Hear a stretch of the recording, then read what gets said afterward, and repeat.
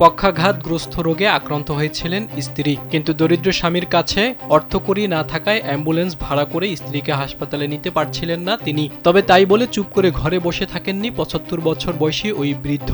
নিজের ভ্যানে করেই স্ত্রীকে নিয়ে রওনা দেন ৩০০ কিলোমিটার দূরের হাসপাতালে। আর এ পথ তিনি পাড়ি দিয়েছেন প্যাডেল চালিত ভ্যানে করে। টানা ৯ দিন ভ্যান চালিয়ে শেষ পর্যন্ত তিনি স্ত্রীকে নিয়ে হাসপাতালে পৌঁছান। এই চাঞ্চল্যকর ঘটনাটি ঘটেছে ভারতের ওড়িশার সম্বলপুর জেলার মুদিপাড়া গ্রামে।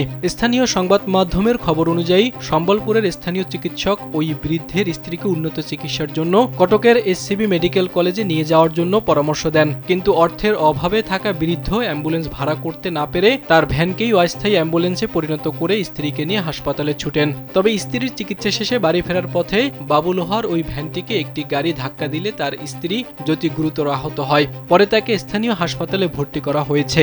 এ ঘটনার ভিডিও সামাজিক যোগাযোগ মাধ্যমে ছড়িয়ে পড়তেই মুহূর্তে তা ভাইরাল হয়ে যায়, যা দেখে অনেক নেটিজেনরা মিশ্র প্রতিক্রিয়া জানিয়েছেন। কেউ কেউ বলেছেন এ ঘটনার মাধ্যমে ভারতের গ্রামীণ জীবনের স্বাস্থ্য ব্যবস্থার করুণ চিত্র ফুটে উঠেছে। আবার কেউ কেউ বৃদ্ধের এমন কাজকে মানবিক ও দায়িত্ববোধের উজ্জ্বল দৃষ্টান্ত হিসেবে দেখছেন।